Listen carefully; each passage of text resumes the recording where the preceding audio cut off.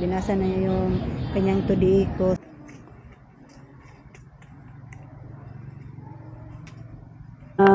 Mais, yellow corn, yung nilagay sa sako at you know.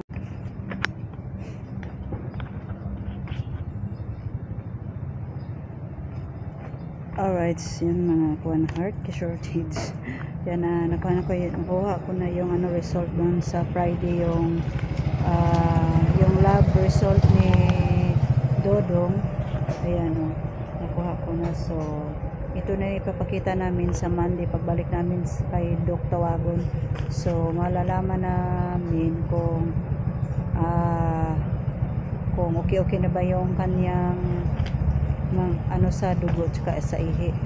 Kasi may nakita ko dito may ano na, may konting, may mga negative na siya at saka may few mga bacteria siguro to. So hindi ko alam. So malalaman natin yan sa Monday afternoon. So yun guys.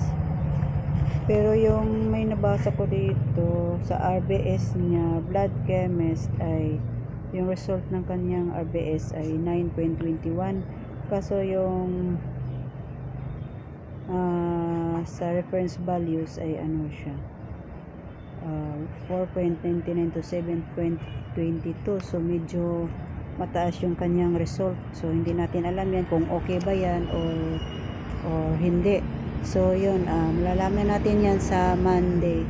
Ayan guys, ito yung tatlong test ng kanyang dugo, dalawang test ng dugo, tapos yung sa kanyang ihi, sa urinalysis. Ayan, so abang-abangan na lang sa Monday yung ating update dun sa follow-up check up kay Dodong. So alright guys, punta muna kami dun sa boarding house ni Desiree. Doon sunduin na lang namin ni Dodong, kaya hindi na ako babalik dito sa dapitan. Hatid ko si Dodong tapos balik na naman. So alas 4 naman mahigit, so malapit nang lumalabas na naman sila. So susunduin na lang namin para sabay na kaming umuwi doon sa bahay. Let's see, abangan na lang yung ating update doon pagdating sa boarding house. Alright, sa panibagong vlog na naman tayo. Yung mga shortage natin dyan. Andito po tayo ngayon sa hospital, follow-up check up ni Dodong. Yung sa 11, yung nilalab test yun kailangang mabasa ng doktor, at saka may dinagdag na ECG. So dito na ginawa yung ECG sa loob, hindi na dun sa laboratory. Yung nilab test lang niya ay yung dugo, yung RBS niya, tapos yung sa ihi, tapos yung dinagdagan na ulit ng ECG. Tapos ngayon po 11 ay pinabalik kami ni Doc na para malaman kung medyo okay na ba yung kanyang karamdaman. At saka sa Miyerkules po ay sa 13 ay babalik din kami sa aming radiologist sa kanyang tudi ko para malalaman namin yung resulta ng tudi ko, kung nagdaan ba siya ng atake sa puso.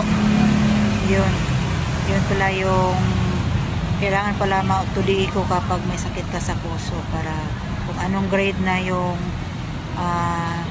ang puso mo, kung ilang beses ka na atake. So yun guys, so tapos na siyang nag-antay na lang kami ng tawag doon sa doktor kasi wala pa yung doktor, nagra-rounds pa. So nag-aantay na lang kami ng doktor.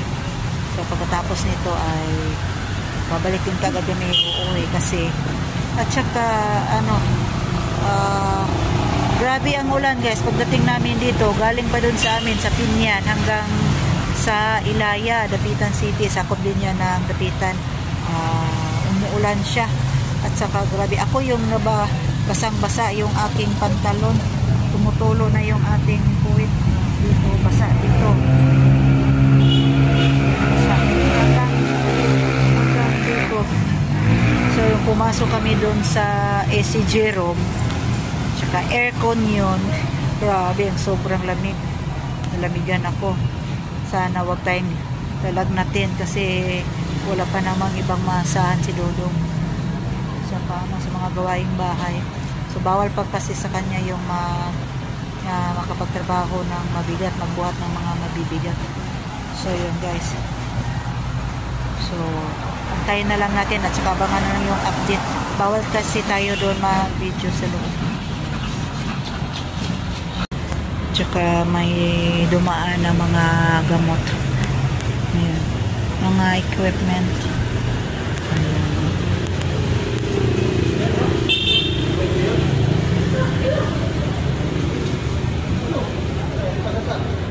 So, mga kagamitan sa hospital. Ayan po.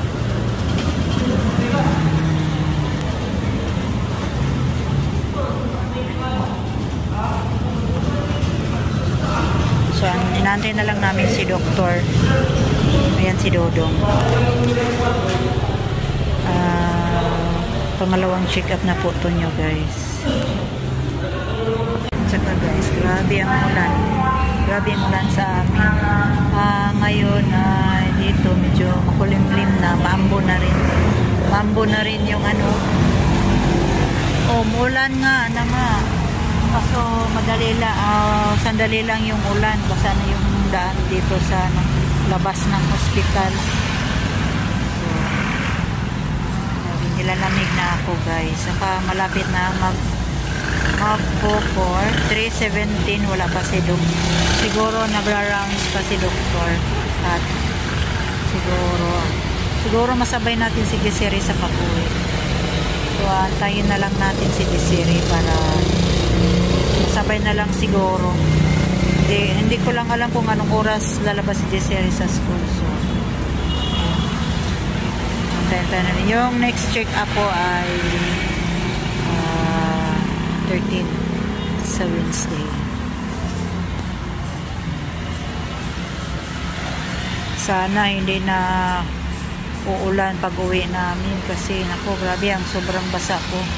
Nababasa talaga ako kasi sinisiguro ko lang si Dodong na hindi mabasa. Siya na lang yung pinapasuot ko sa yung pants na kaputi, pants na panangga ng ulan. Thank you nga pala sa lahat na sumusuporta sa atin. Dito sa walang sawang pagsuporta sa amin ni Dodong. Dito kami ngayon sa hospital. Nagpapalo ang check. Sana wag nang uulan kasi doon sa amin makulimlim yung araw. Makulimlim yung liwanag, hindi na liwanag ng liwanag. Wala na yung sinag ng araw. Ng init, wala na init. So yun guys, abangan na lang yatang pagdating ni Doc. At saka hindi tayo makapag-video sa loob. Yan, na lang natin ikwento na lang natin yung pangyayari ang sinasabi ni Doktor. So yun guys, lumakas na yung ulan. Bigla na lang lumakas yung ulan, buhos na ng ulan. Ayun, lumakas na ng ulan.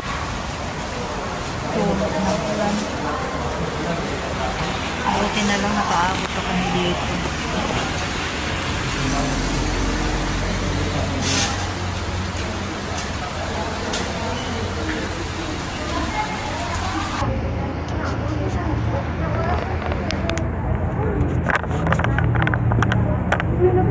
Alright guys, dito kami ngayon sa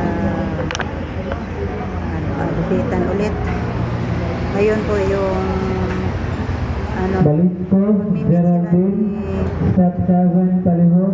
Dr. Kalunod para basahin yung kanyang tubig ko para malalaman namin kung anong cause ng kanyang heart or na-atake ba siya. kasi dun sa today ko malalaman kung ina-atake ba siya or anong grade na yung kanyang heart. So may grado pala yun. So yun, abang-abangan na lang nating update dun sa ano. Kaso hindi tayo makapag-vlog sa loob dun sa clinic ni Doc. So dun, detalye na lang natin paglabas na sa clinic niya dun sa opisina.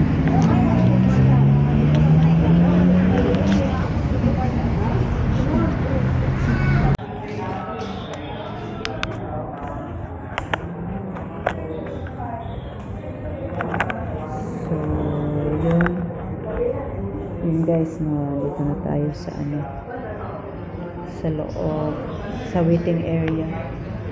Nag-aantay na lang kay kung darating na siya. Ito yung kwarto niya. Yan. So yun na din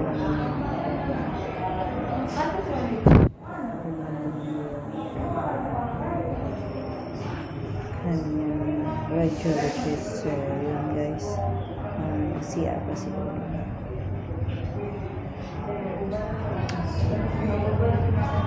So waiting.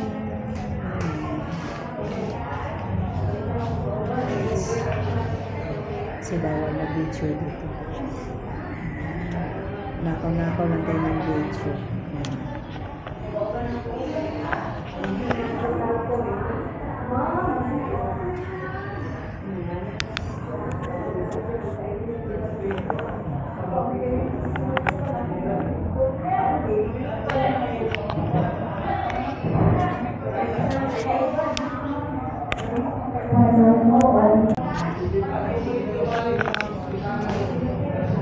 So yun guys, nandiyan na si Dodo, dumating na siya. So gaantay na lang yung doktor.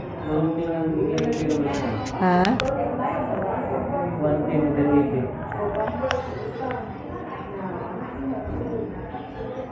110 na birthday? Oh. Ba't na mataas yung dugo mo sa Monday? Tapos may magdugog sa Lunes. Sa may magikaon.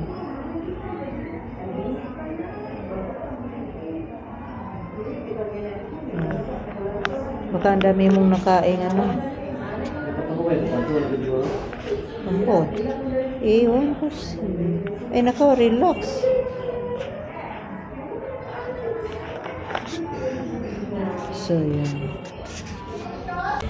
So yun guys, mayroon nang kasama si Dudong doon sa waiting area. So yun, si Dudong yung pinakaunang tawagin ni Doc. Sa sunod yung dalawa lang sila, baka wala nang darating. So yun, so sabi ng assistant niya ay antayan lang muna yung doktor. So yun guys, yung kasama niya, dalawa na sila. Yung lalaki rin ay may sakit sa puso. So pareho sila ni Dudong.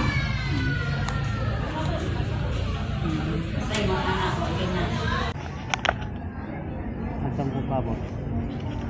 Ito na siguro gyapon. So yun guys, galing na mi doon sa kay Do Kalonod. Yun, binasa na yung kanyang tudi ko. So yun nga, may konti ng damage yung kanyang heart. So may malfunction na, may na siya, hindi na gumagana.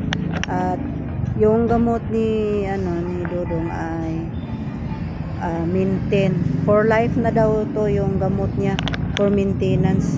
So ang dami naman ng maintenance, 7 pitong klase ng ng gamot. So wala siya mag-ingon nga mobalik. So kay Dok tawagon na lang. So hindi na kami pinabalik ni Doc Kalonod kasi nakita na yung kanyang today ko. So may nasira talaga sa kanyang part ng kanyang sa puso, ng ugat. So yung nagtanong kami kung may paano ba ng yung tubo, parang ugat na sa puso papuntang utak, Yun ang gamot ay aspirin at clopidogrel, yun pampalabnaw para yung lang yung parang hindi tayo marunong mag-explain. Yung aspirin at saka clopidogrel ayun para yun sa dugo para di siya lalong mag-sticky yung kanyang dugo kasi yun ang cause din pag inatake pag magka-sticky kasi hindi na pumapump yung kanyang puso pag yung walang dugo, pag hindi na diretso yung dugo. So kailangan talaga yung inom pa rin siya ng gamot para sa dugo at yung maintenance siya para sa heart. So yun guys, yun nalalaman namin kung mayroon siyang atake. So meron nga isang beses. So kaya nga pala yung kanyang ECG ay sobrang abnormal. Nag-ECG kami ulit, hindi pa rin normal yung kanyang ECG. So yung sa Lunes. So yun guys. So yun yung resita sa Monday, yun tinitingnan lang na din ni Doc Kalunod. So yun pa rin yung resita. So continue na. So yan. So bibilhin namin muna guys para makatipid-tipid kami dito sa loob ng hospital. Alright.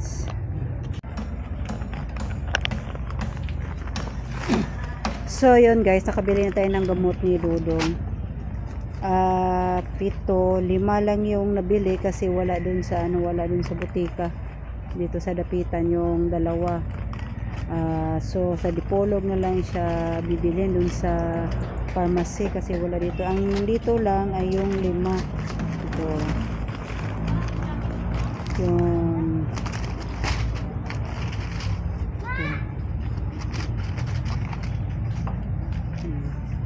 ito lang yung mga gamot. So ang nandito ay atorvastatin, isosorbate, trimethoprim, clopidogrel at saka aspirin. So yun guys. So yun, pagkatapos namin dito ni Dudong ay kami ay uwi na kami kasi andun yung mga bata pa ay naghihintay pa namin dun sa wala pa silang pananghalian. So yun guys, so abangan na lang yung ating ibang update. Yun, tinawagan ni Dudong, andun na pala yung mga bata sa bahay. Andun na? Sinong nagkuha? Si Kabungot siguro. Si Kabungot. Ayun, salamat kay Kabungot na sinabay yung ating mga kiddos. Mga taong gutom. Bang. Panghimagas ko na, panghimagas. Snack ba na? Snack. Ano sasawan? Gawin. Sasawan no? Sasawan, kabay rasili. Leon. Pila ka kilo ni siya, Mar? Mga 180, 160 kilos. Ano? Kita? Ulo pa, gikuan, gi-snack. Ulo pa yan. Ulo pa, ini-snack. Wala pang katawan yan. Snack pa yan, iwan ko sana. Sama ng... Bakit pulutan no? Kamu di mo mag-inom mo yung dili nga ng pulutan. Mawala man ang kuanana, kahalang. Oh, piyasa ko no gamay. Pwede ito bang pangalan? Pwede ka. Oh, wala man pa. Inom gani. Inom gani. Oh. Sige. Ka na ninyo? Ah. May duwa ang ulo. Naligaw unta mong suba. Kulang pa na. May motor. Kulang magaling na motor. Maglakaw dahil mo. Ang yung dayungan ng kaldero. Oh, dahil kandiro. Oh, tingnan niyo yung kaldero. Kasya talaga dito yung isang ulo ng baboy.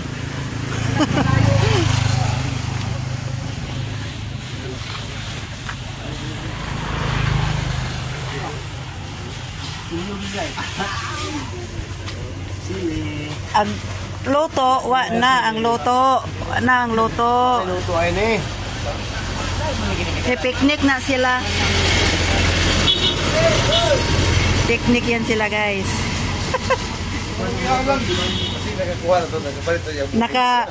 Naban kasi sila doon sa kabilang bahay kaya. Malag baban, malag butong.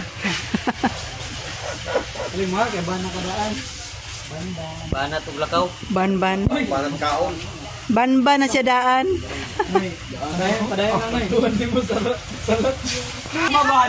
Maban yun. Ubas na, ubas. Katre.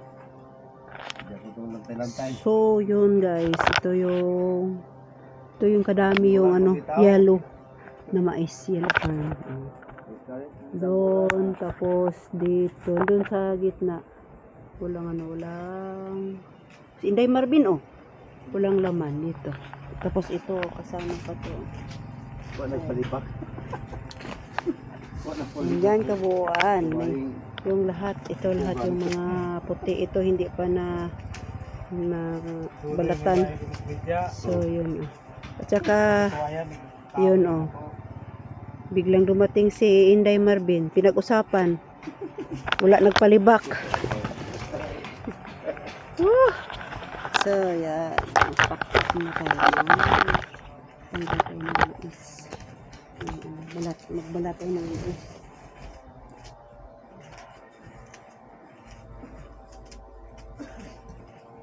Saan ni sir? Gilain ni sir?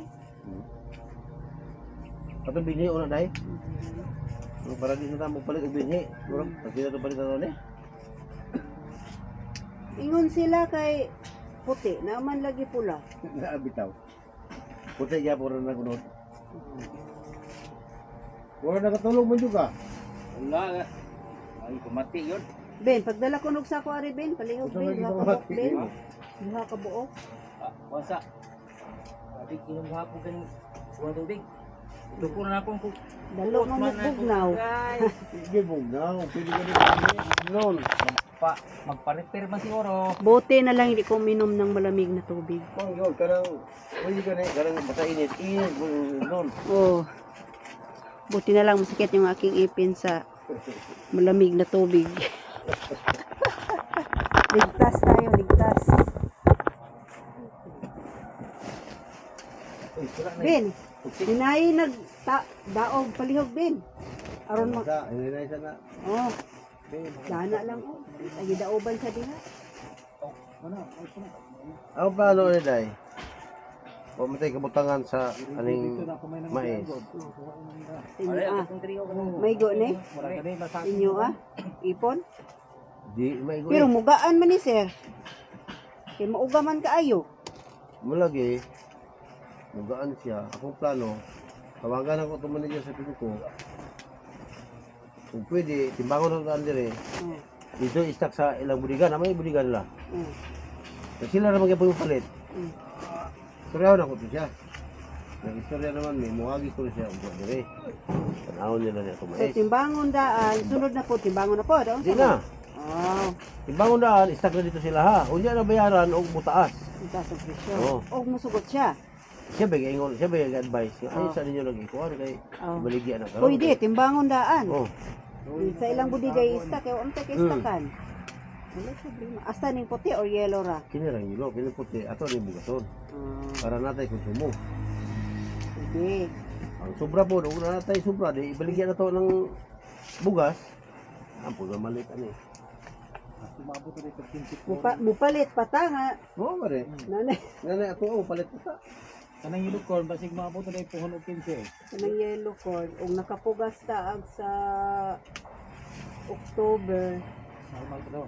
January, harvest na. Oh, man makatanim. Mga ko tayo budget po, sa ako matutupag pa. Pagpa-traktor lang daan.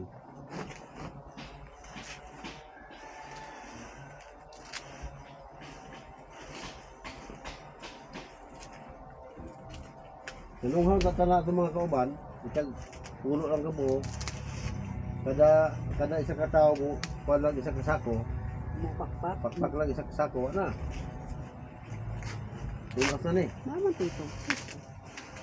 Ito tupig lang, ito tupig mo yung uban niya. Ang tugsik mo. Tupig ka rin.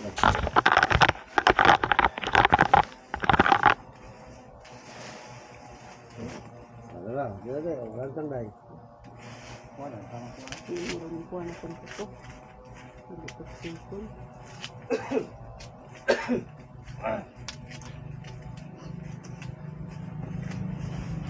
Para makuhaan na dyan eh. Kuhaan mo, istak dyan eh. Pag pinili, ito ni, kuhaan mo. bulat sa ano dito surog kas. Yung puti. Adiset na to ipalubo. Ipa-crush na lang na to na eh.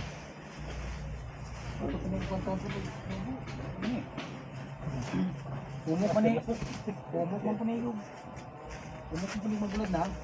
Kung na yung hubag. Kahit buhat. Hubag. Yung buhangin namin, hindi ko Hubag man yung Ito gani, uga na ka itong dito sa balay. Kalinaw ka nila yung bukod. humok na to, paano? Ang gaan na to. Saan ito? Gaan na to. Bato na naman muna na to. Uban man ka to siya upuan. Unta, kaya Timbang. kay ano matudo nga. Ano ito to? Bato na to, para makapila po ta og bugas nga. Ilo? Pinagulan og itlog. Initlogan?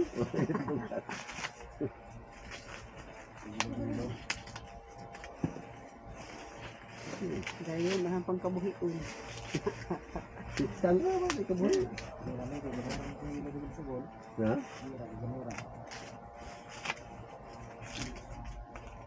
Hindi mo bulan din isang kadlaw na napay pakaw. Bakit mo?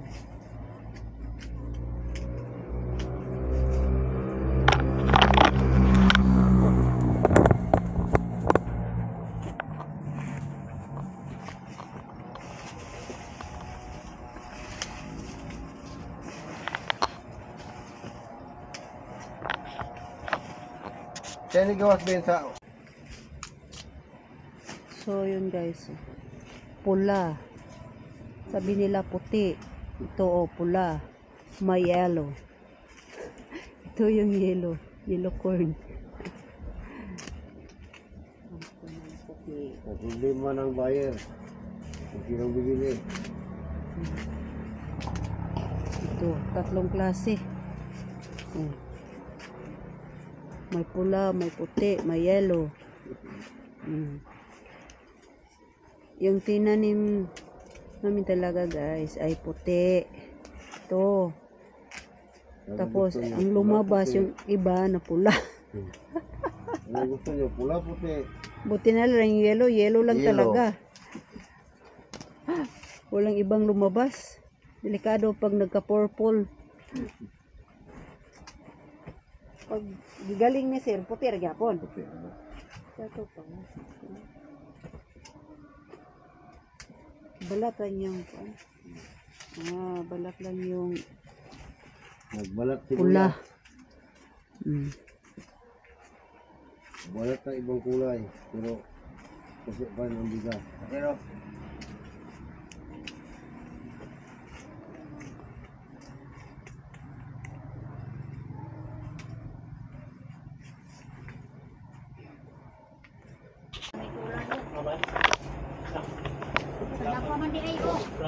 Guys. So ayan guys, ito na yung mga yellow na mais. Yellow corn, yung nilagay sa sako at sinaking na kasi may bibili na yung mga mais. At saka, pila ka sako na ga? Ilang sako? 25. Way apil sa kuan, binhi. Binhi. Apil na ka na. Kasama yung binhi ay 25 sak. Tapos mayroon pa doon sa kabila, yung unang ina-harvest namin ay mga 10.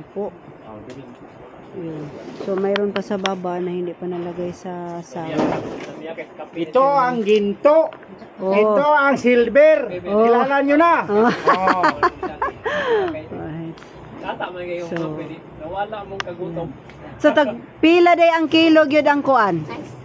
Dili kuan man. Sa ayan naman kabayaran mahal. Pero stock ra dito. Oh. Okay, depende ra niya. Depende na. Nakuno sila kwarta kung mabayaran nila. Nya kay barato ra ilang kumprada. Abot ni siya o 5,000 kilos. Bayar kita nila lagi. 50. Ano gini One. 5,000 kilos ani. Pila yung kilo dito? Pohon. 5,000. Kay sa isa ka sako 50 kilos. Nakwenta nung muna nimo. Oh. Kana sa isinta sa Dili gyud maglisod og arsa no isa ka tawo. Sobra 50. sobra lagi. Kato kung bayo 55, may 54. Oh. So yun. sa city, ang city lagi ako pa. Disimbre na ako pa kuno na yung city. Wala na. Wa man tayo. Unya kay pila na lang hapit naman Disyembre. Wa man gilain ng kuan basig maapig dala ng binhi. Dili pula magsako ng binhe. Pero wala ganito mapuno di ay. Magkuan. Ayan guys. Ayan, 25 sack yun lahat. Yung laman ng mga ano, Dili ba na mamunta. yung sako. So, isang sako nito ay may timbang na 50 kilos. So, halos hindi mabuhat ng isang tao. So, sobra ng 50 kilos yung ano yung mais. Ayan. Kana siya, iapil po na siya sulod. Paliton, nagyapon nila ng nasira. Sa pag kanang butikol apil. Ganun.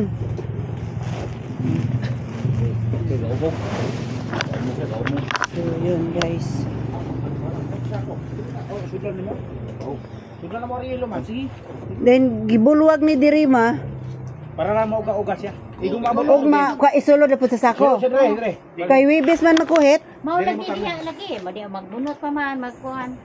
Ako ra na hinay dito kay Lubo, ni gabi noon. Hinan ba? Di man ni.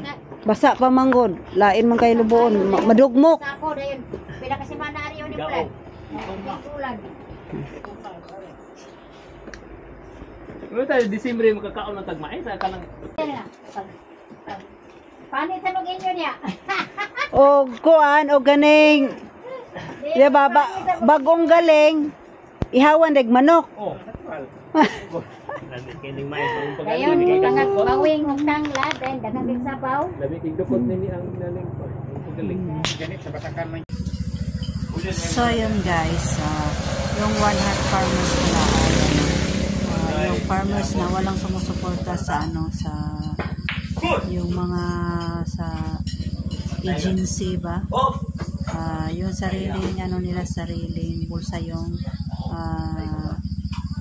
binili nila ng mga yung sa abono, tapos yung sa yung mga gamot-gamot sa ano sa mais. So yun guys, kasi sila lang yung ano nagtatag ng kanilang farmers. Saka yun si Sir Nerio po yung ano yung presidente ng One Heart Farmers. So nagpa-register na po sila sa ano sa DE. Kaso hindi pa dumating yung kanilang na naka-registered na ba. So may ano naman sila, may pinapasa, tsaka yun pinipila pa nila. Ina-apply nila yun ni ano nila ni Sir sa ano sa presidente nila doon sa DE, tapos doon sa agriculture doon sa region talaga yun ni ano nila ni-register. So yun na lang talaga yung naantay na kung ma-registered na yun.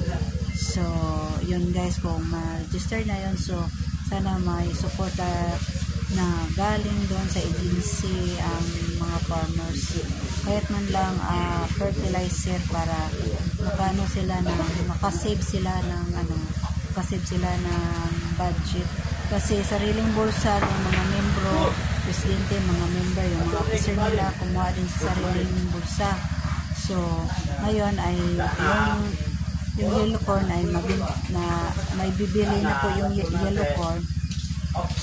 So pag susunod na cropping nila, pagtatanim ay stock yung pundo yung pera para pag kailangan na pambili ng gamot sa mais at sa fertilizer, yun may mga makukuha sila, may nakabili ka agad.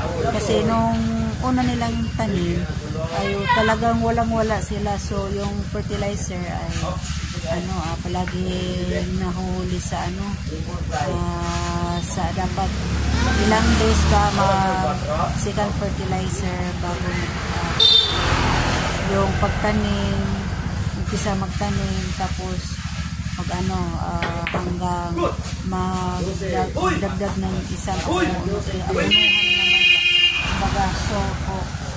magsusorko yun kung may mga nasasakyan matindi sa likod at saka medyo gabi na.